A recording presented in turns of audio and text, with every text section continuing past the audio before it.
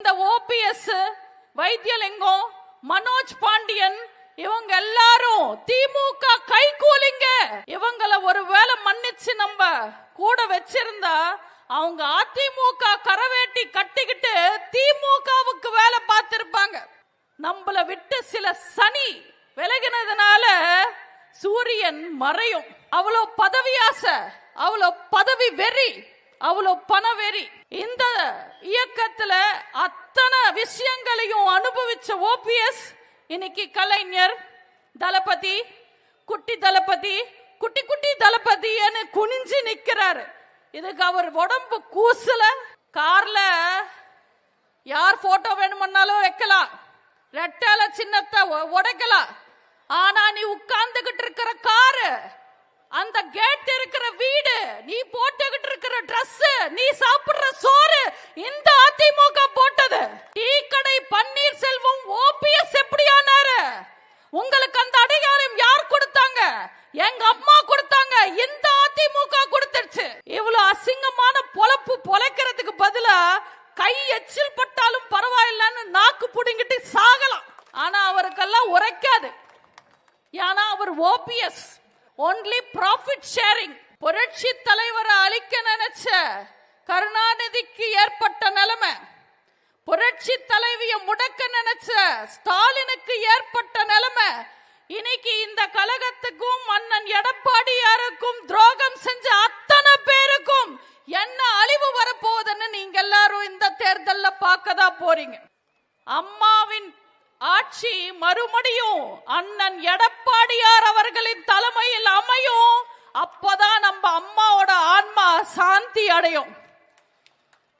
அம்மாக்கு அப்புறம் அண்ணனா இருந்து நம்ம இயக்கத்தை காத்து நிக்கிற எல்லை சாமி நம்ம அண்ணன் எடப்பாடியார். இது 100% உண்மை.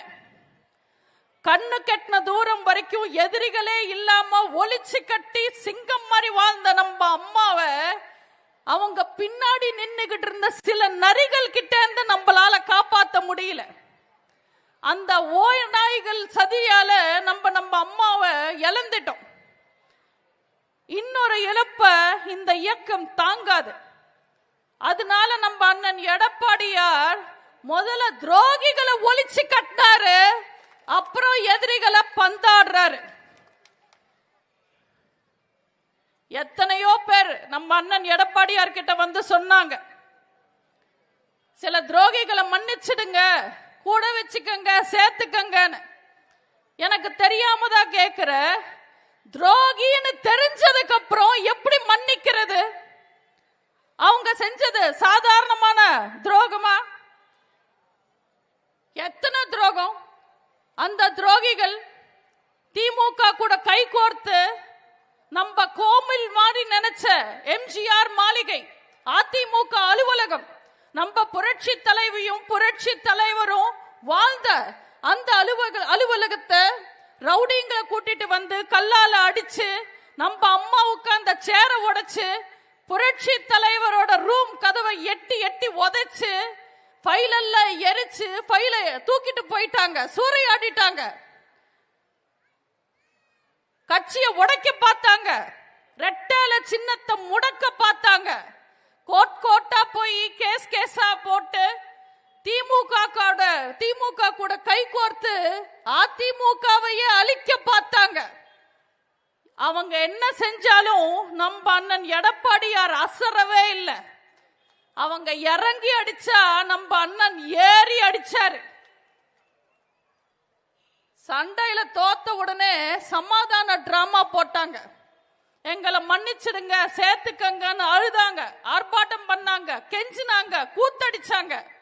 அது எல்லாமே நடிப்புன்னு நம்ம அண்ணன் எடப்பாடியார் அவர்களுக்கு நல்லா தெரியும், எங்க எல்லாருக்கும் நல்லா தெரியும். ஆனா ஒட்டுமொத்த தமிழ்நாட்டு மக்களுக்கும் தெரியணும் இல்ல? அதனாலதான் நம்ம அண்ணன் பொறுமையா காத்திருந்தார். இன்னைக்கு தமிழ்நாட்டு மக்களுக்கு புரிஞ்சிடுச்சுல்ல, இந்த ஓபிஎஸ், வைத்தியலிங்கம், மனோஜ் பாண்டியன் இவங்க எல்லாரும் திமுக கைகூலிங்க, இப்ப அங்கதான் போய் சேர்ந்து இருக்காங்கன்னு. அவங்க நிறம் இல்ல, உண்மையான நிறம் என்னன்னு தமிழ்நாட்டு மக்களுக்கு புரிஞ்சிடுச்சுல்ல? இவங்களை ஒருவேளை மன்னிச்சு நம்ம கூட வச்சிருந்தா அவங்க அதிமுக கரவேட்டி கட்டிக்கிட்டு திமுகவுக்கு வேலை பார்த்திருப்பாங்க. எவ்வளவு பெரிய ஆபத்துல இருந்து நம்மளையும் இயக்கத்தையும் காப்பாத்தினாரு நம்ம அண்ணன் எடப்பாடியார். சாதாரணமா பனி விலகுனா சூரியன் தெரியும், ஆனா நம்மள விட்டு சில சனி விலகினதுனால சூரியன் மறையும். ஒவ்வொரு அதிமுக தொண்டருக்கும், இரட்டை இலையை இதயமா நினைச்சு வாழ்ற தொண்டர்களுக்கும் புரட்சி தலைவர் தான் தெய்வம், புரட்சி தலைவி தான் அம்மா. ஒவ்வொரு அடிமட்ட தொண்டனும் அவ்வளவு விசுவாசமா இருப்பான். ஆனா எம்எல்ஏ பதவியிலிருந்து முதலமைச்சர் பதவி வரைக்கும் மொத்த பிச்சையும் அதிமுக வாங்கிக்கிட்டு புரட்சி தலைவரும் புரட்சி தலைவியும் உயிரோட இருக்கிற கடைசி நிமிஷம் வரைக்கும் அவங்க புகழ கலங்கப்படுத்தணும்னு நினைச்ச, அசிங்கப்படுத்தணும்னு நினைச்ச எதிரி திருட்டு திமுக கூட போய் எப்படி இவங்க எல்லாம் கை கோர்த்து நிக்கிறாங்க. அவ்வளோ பதவி ஆசை, அவ்வளோ பதவி வெறி, அவ்வளோ பண வெறி. இவங்க எல்லாரையும் மக்கள் மன்னிக்கவே மன்னிக்க மாட்டாங்க. புரட்சி தலைவரை அழிக்க நினைச்ச கருணாநிதிக்கு ஏற்பட்ட நிலைமை, புரட்சி தலைவியை முடக்க நினைச்ச ஸ்டாலினுக்கு ஏற்பட்ட நிலைமை, இன்னைக்கு இந்த கழகத்துக்கும் அண்ணன் எடப்பாடியாருக்கும் துரோகம் செஞ்ச அத்தனை பேருக்கும் என்ன அழிவு வரப்போகுதுன்னு நீங்க எல்லாரும் இந்த தேர்தல்ல பார்க்கதான் போறீங்க. நாங்க ஒட்டடை அடிக்க கூட உதவாதுன்னு ஒதுக்கி வச்ச விளக்குமாரெல்லாம் வெட்டி வேறுன்னு நினைச்சுக்கிட்டு கழுத்துல போட்டுக்கிட்டு சுத்துறாங்க ஸ்டாலினும் திமுகவும். இதுல சேகர் பாபு சொல்றாரு, எதிரியோட பொருள் எடுத்து எதிரிய போடணும்னு. ஐயா திமுக பூச்சாண்டிங்களா, நீங்க தூக்கிட்டு போயிருக்கிறதெல்லாம் அதிமுகவோட வெப்பன்ஸ் இல்ல, நாங்க ஒளிச்சு கட்டின பஃபூன்ஸ்.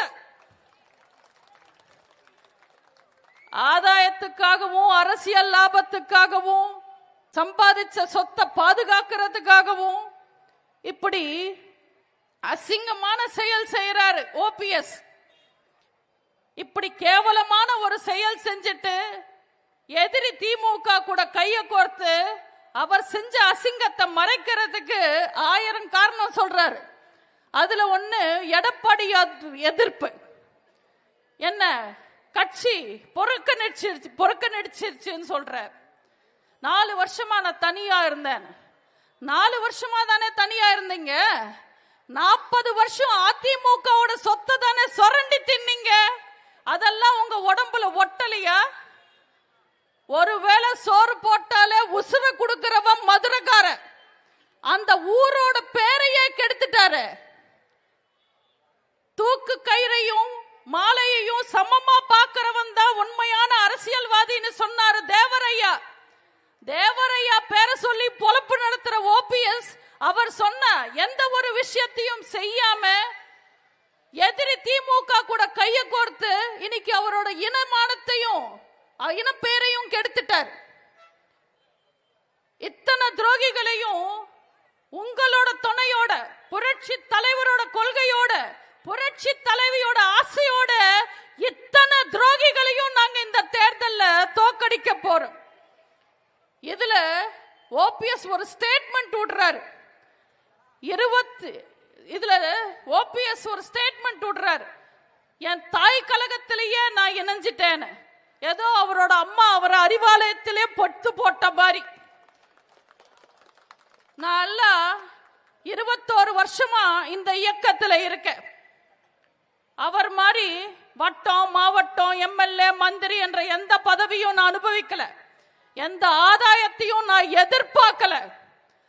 அம்மா வளர்ப்புல வளர்ந்த என்னால ஒரு நாள் கூட கருணாநிதிய கலைஞர்னு என்னால கூப்பிட முடியாது. இந்த இயக்கத்துல அத்தனை விஷயங்களையும் அனுபவிச்ச ஓபிஎஸ் இன்னைக்கு கலைஞர் தளபதி, குட்டி தளபதி, குட்டி குட்டி தளபதின்னு குனிஞ்சு நிக்கிறாரு. இதுக்கு அவர் உடம்பு கூசல. இதுல புதுசா திமுக கரவேட்டி கட்டிக்கிட்டு சுத்துறார். பெருமையா அவரோட கார்ல இருந்த அம்மாவோட போட்டோ கழட்டிட்டு ஸ்டாலின் போட்டோ வைக்கிறாரு. கேட்ல இருந்து ரெட்டை இலை சின்னத்தை உடைச்சு எடுத்துடுறாங்க. கார்ல யார் போட்டோ வேணும்னாலும் வைக்கலாம், ரெட்டை இலை சின்னத்தை உடைக்கலாம். ஆனா நீ உட்கார்ந்துகிட்டு இருக்கிற காரு, அந்த கேட் இருக்கிற வீடு, நீ போட்டுக்கிட்டு இருக்கிற டிரஸ், நீ சாப்பிடுற சோறு இந்த அதிமுக போட்டது, எங்க அம்மா போட்டது. இதை யாராலையும் மறுக்க முடியாது. இல்ல யார் இத எல்லாரும் ஒத்துக்கிறீங்க இல்லம்மா? இங்கதானே சாப்பிட்டாரு, இங்கதானே சுரண்டி சாப்பிட்டாரு.